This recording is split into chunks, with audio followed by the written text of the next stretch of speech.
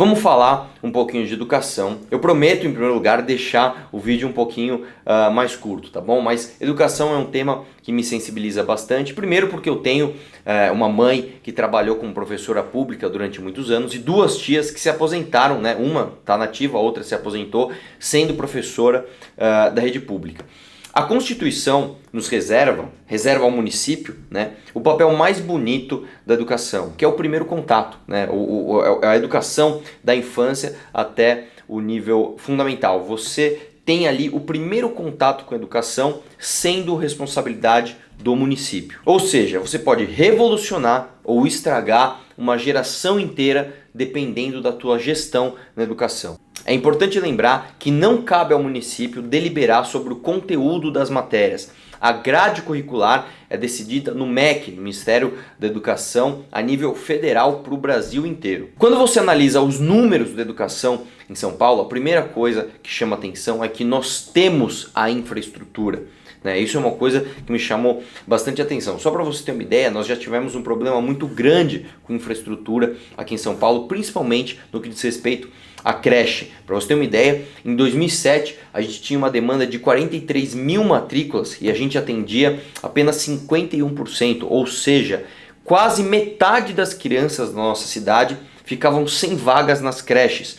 Em 2017, portanto, 10 anos depois, a demanda cresceu para 59 mil e nós atendemos 90% dessas demandas. Ainda há algo a melhorar, mas não é o cerne principal, não é o problema principal de São Paulo, infraestrutura. Inclusive, se você vê um pré-candidato ou um candidato à prefeitura te prometer construir mais coisas, primeiro ele está sendo mentiroso, porque você não vai ter orçamento. A previsão de orçamento para a nossa cidade, infelizmente, é de enxugamento. Segundo ponto, ele está sendo demagogo, tá? Porque não é isso que precisa ser feito. O que eu estou dizendo? Que as coisas andam bem na educação? Muito pelo contrário, andam muito mal. Mas o problema é quase que um clichê dizer, está na gestão e não na infraestrutura. O problema não é gastar mais dinheiro público construindo parede, isso ou aquilo, né, gastando o dinheiro do contribuinte. Não é esse o problema. O problema está literalmente em gerir a estrutura que nós já temos. O nosso desempenho em educação é muito ruim. Só para você ter uma ideia,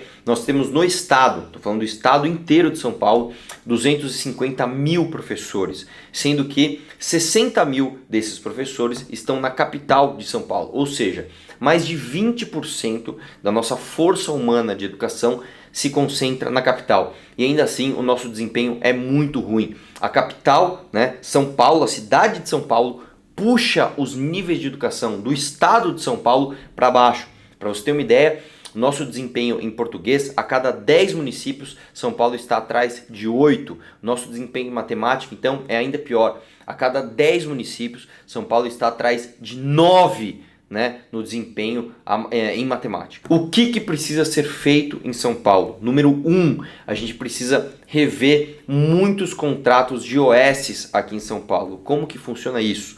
Tá? A administração das escolas já é feita diretamente pela prefeitura e nós temos um problema constitucional que nós não podemos delegar para OS fazerem. Acontece que muitas creches em São Paulo têm sim a sua gestão delegada para OS e são poucas OS com um orçamento muito grande. Lembrando que São Paulo destina mais de 22% de todo o seu orçamento para educação. Diferente de OS de assistência social, quando você fala de OS, muitas vezes você lembra de assistência social. Na assistência social, e nós vamos falar disso mais para frente, são muitas OS com orçamento reduzido. Quando se fala de educação, nós estamos falando de poucas OS com orçamento muito engordado.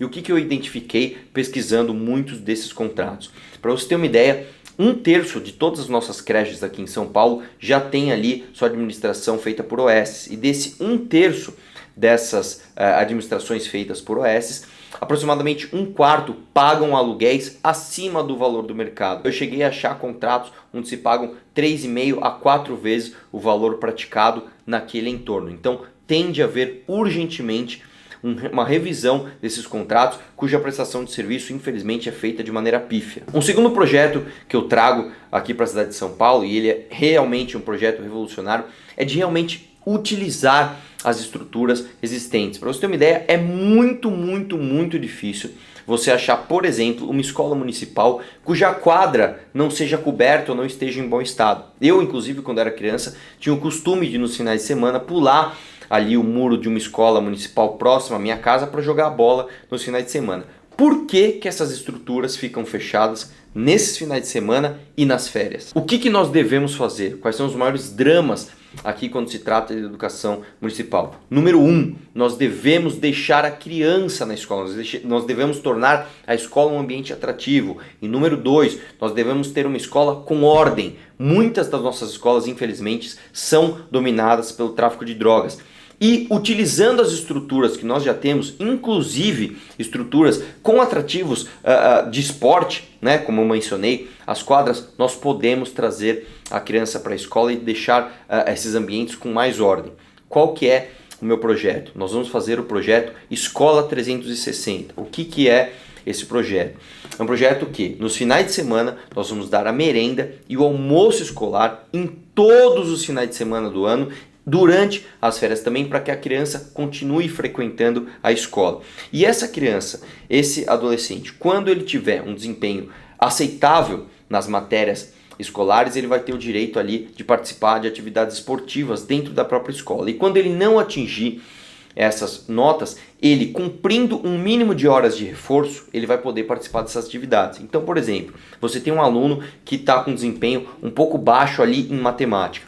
Ele cumpre 1 ou 2 horas de aula de reforço nos finais de semana, merenda e almoça na escola e vai participar de atividades esportivas dentro da infraestrutura que nós já temos. Inclusive, uma das coisas que nós precisamos fazer, que falta aqui em São Paulo, e isso é visto no primeiro mundo, são, por exemplo, os campeonatos interclasses dentro de uma escola e os campeonatos interescola. Isso faz com que o aluno tenha muito mais sentimento de pertencimento. Muitas vezes aquele aluno que sofre bullying, ou que ele é menor do que os outros, ou que ele tem algum problema de relacionamento na escola, ele acaba virando um herói, porque ele pode se tornar, por exemplo, o artilheiro da sua sala, ou ele tem um desempenho esportivo em algum esporte muito superior ao dos outros. Isso faz com que ele se destaque, isso faz com que ele tenha orgulho de pertencer àquela sala, isso faz com que ele tenha orgulho de pertencer àquela escola, isso faz com que ele vá frequentar as escolas nos finais de semana e não caia muitas vezes nas mãos do traficante de drogas do seu bairro.